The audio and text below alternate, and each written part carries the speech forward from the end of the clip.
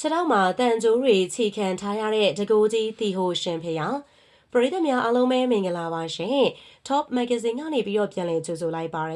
်ဒီကနေ့တင်ဆက်ပေးသွားမှာကတော့မကွေးတိုင်းဒေသကြီးပခုတ်ကူမြို့မှာတည်ရှိတဲ့ဇေဒီတော်တဆူအကြောင်းပဲဖြစ်ပါတယ်ဒီဇေဒီတော်ကတာမန်ဇေဒီတော်တွေလို့မဟုတ်ပဲထူးခြားချက်တစ်ခုရှိနေလို့နေပါတယ်အဲ့ဒါကတော့ဇေဒီတော်မှာရှိတဲ့မြတ်စွာဘုရားရဲ့ခြေတော်ကိုခြေတန်ချင်းခတ်ထားတာပဲဖြစ်ပါတယ်ဘာကြောင့်များအခုလိုလှုပ်ထားရတယ်လဲဆိုတာရဲ့ဇေဒီတော်ရဲ့နောက်ခံသမိုင်းကြောင်းတွေရဲ့ကိုသိကျင်နေဆိုရင်တော့ခြေတို့အခုဗီဒီယိုလေးကိုအထူးထူလိုက်ပါပြီးတော့ကြည့်ရှုပေးကြပါအောင်ရှင်တမိုင်းကြောင်းရပြောပြရမယ်ဆိုရင်တော့အလောင်းစီသူမင်းကြီးကတက္ကရာ454ခုနှစ်မှာထီးနှန်းကိုလက်လွဲယူခဲ့တာဖြစ်ပြီးတော့အဲဒီနောက်မှာတော့သမုဒ္ဒရာကြီးရဲ့အံ့ဩဖွယ်တွေကိုကြည့်လိုတာကတကြောင်တိုင်းနိုင်ငံတွေမှာကင်းတိုကင်းရှည်တွေချထားလိုတာကတကြောင်စတင်ပြီးတော့တိုင်းကန်လှည့်လည်ခဲ့ပါတော့တယ်တိုင်းကန်လှည့်လည်ရာမှာရောက်ရှိခဲ့တဲ့နိုင်ငံတွေတဲ့တီဟိုကျွန်းကလည်းအပါအဝင်ပဲဖြစ်ပါတယ်အလောင်းစီသူမင်းတီဟိုကျွန်းကိုရောက်ရှိတဲ့အချိန်မှာတီဟိုမင်းကလက်ဆောင်ပန်နာရီနဲ့အတူရှင်မဟာကတ္တပမထေဒူတင်ချစ်နေဟန်ရုပ်တုတော်တွေကိုဆက်သ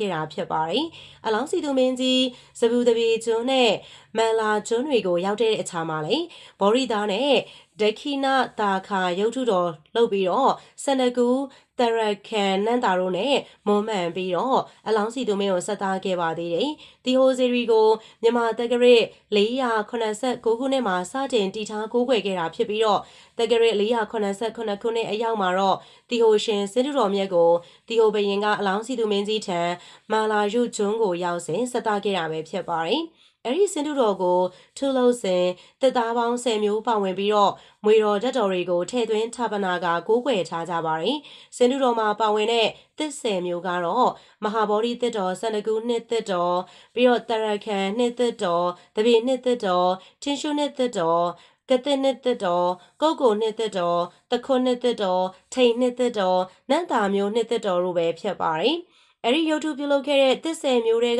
ကဘောရိသားရဲ့အပင်ကအာတော်ကမင်းကြီးမှဒေဝနံဖိယဒိဋ္ဌမင်းကြီးထံဆက်သားခဲ့တဲ့ဘောရိပင်ဖြစ်ပြီးတော့အနုရာဓမြို့အနီးမှာတည်ရှိတာပဲဖြစ်ပါတယ်။ဒီလိုလက်ဆောင်ပန်နာရီဆက်သားတာကိုအလောင်းစီသူမင်းကြီးဘက်ကလည်းများစွာပီတိဖြစ်ခဲ့ရပြီးတော့ဆက်သားခဲ့တဲ့ရုပ်ပွားတော်ကိုလည်းတီဟိုရှင်လို့သမုတ်ခဲ့ပါတယ်။တက္ကရာ484ခုနှစ်မှာပကံပြည်ကိုတိုင်းကန်လှည့်လည်ရာကနေပြန်ရောက်တော်မူပါတယ်။ရုပ်တုတော်တွေတရခန်ဖျားနဲ့ဒက္ခိဏတာခါရုပ်ပွားတော်တွေကိုပွဲလန်းသဘင်တွေကျင်းပပြီးတော့ပူဇော်ခဲ့ပါတယ်။တက္ကရာ489ခုနှစ်မှာတော့မင်းကြီးကအများသူငါကြီးညိုစေနိုင်ဖို့အတွက်ဌာပနာပြီးတော့ဇေဒီတော်တဆူတည်ထားဖို့အတွက်ကိုဆန္ဒရှိခဲ့ပါတယ်။အဲဒီနောက်တီဟိုရှင်ရုပ်ပွားတော်ကိုဖောင်ပေါ်မှာတင်ဆောင်ပြီးတော့ဂိမ်းဝတ်စံပယ်တော်မူမဲ့နေရာမှာနမိတ်ကိုမြင်တွေ့စေတော်လို့တန်ဋိဌံအဋိဌံခဲ့တာဖြစ်ပါတယ်။ဒီလိုနဲ့ပဲဗကံမအေယာဝီမြတ်ချောင်းအတိုင်းအထက်အညာကိုစံတက်ခဲ့ကြပါတော့တယ်။ဖောင်တော်က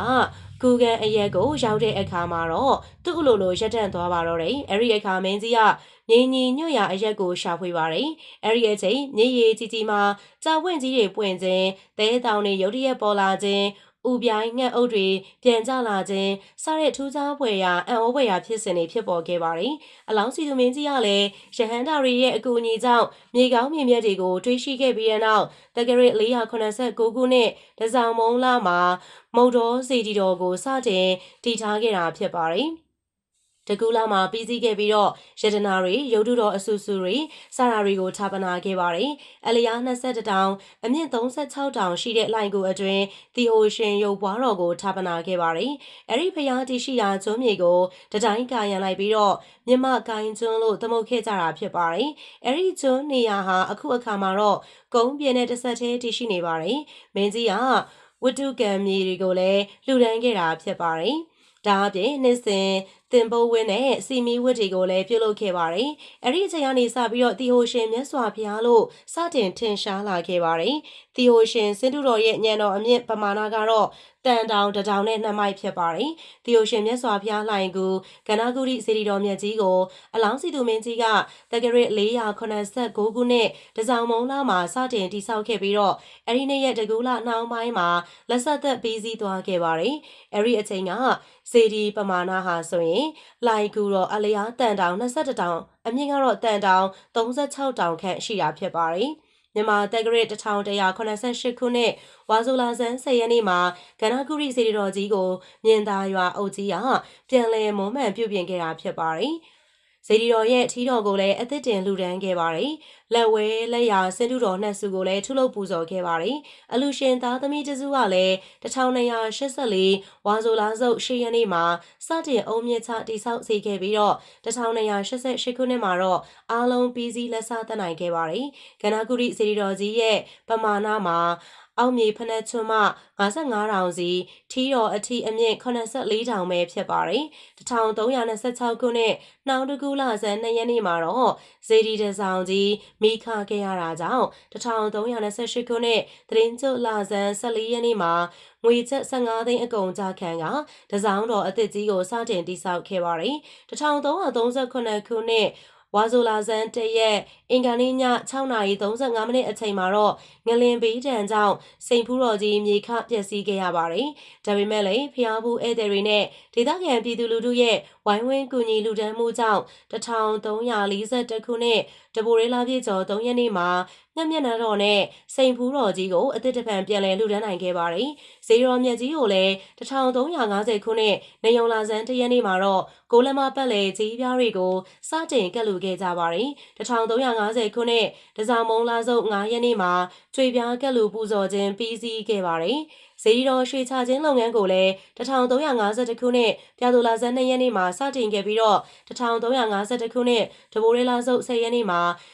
ပထမပြည့်စင်ရန်အလယ်နာအထိရွှေသင်္ကန်းကက်လူပြီးစီးခဲ့ပါတယ်။ဇေရောမြတ်ကြီးကိုရွှေသင်္ကန်းကက်လူပူဇော်မှုခြင်းအမှုမှာဆိုရင်လေကိုလမပတ်လေကြီးပြားခံရွှေသင်္ကန်း9412ချက်အလေးချိန်3258ပိဿာခန့်ရွှေဆိုင်ရည်1932ဆိုင်ကက်လူပူဇော်ထားပါတယ်။ရွှေသင်္ကန်းကက်လူခြင်းအတွက်1,886,660ပြားတိကုသိုလ်ပြုထားခြင်းဖြစ်ပါတယ်။ရန်သူမျိုး၅ပါးမှကင်းဝေးစေဖို့အလို့ငါတန်တိုင်း6မူလုံးအမြင့်9ပေခန့်ရှိတဲ့တန်ဝင်းချံကိုလည်းစိုက်ထူဝင်းခတ်ထားပါတယ်။ဖျားပွဲတော်အဖြစ်နှစ်သိရေသွန်းပွဲတော်ကျင်းပလေးရှိပါတယ်။နေုံလာဆန်း10ရက်နေ့မှလာစုပ်2ရက်နေ့အထိတင်ပုတ်ဝတ်စီမီဝတ်ပန်းဝတ်ပွဲတော်ကြီးတွေနဲ့ပူဇော်လေးရှိပြီးတော့သတင်းကျွတ်လာပြည့်နေ့အခါသမယမှာတော့စွန်းတော်ကြီးတင်ပွဲတော်ကိုကျင်းပလေးရှိပါတယ်။ဒီဟိုရှင်ဖျားဟာကေဇဝင်ဖျားတက်စုလည်းဖြစ်ပါတယ်။ကေဇဝင်ဖျားဆိုတာကတော့ကိုလိုနီခေတ်အုပ်ချုပ်သူအစိုးရရဲ့အတိအမှတ်ပြုခံရတဲ့ပွဲတော်ဈေးကြီးတွေကျင်းပပြုလုပ်လေးရှိတဲ့တကိုးကြီးဖျားကိုဆိုလိုခြင်းဖြစ်ပါတယ်။ဒါဆိုဘာလို့များစင်တူတော်ကိုခြေချင်းတော်ခတ်ထားရတာပါလဲအကြောင်းရင်းကတော့တီဟိုကျွန်းမှာစင်တူတော်ပြုလုပ်ခဲ့တာဖြစ်ပြီးအလောင်းစီသူမင်းကြီးဟာဖောင်တော်နဲ့ပင်းဆောင်ပူဇော်လှည့်လည်ခဲ့ရာကနေဖောင်ရက်တက်တဲ့နေရာမှာပဲအယူတော်မင်္ဂလာအရဖောင်တက်ရာဒေသမှာမြေသက်မြေဖို့မြေညှိပြီးတော့စင်တူတော်သုံးစုကိုကျောင်းစီတီက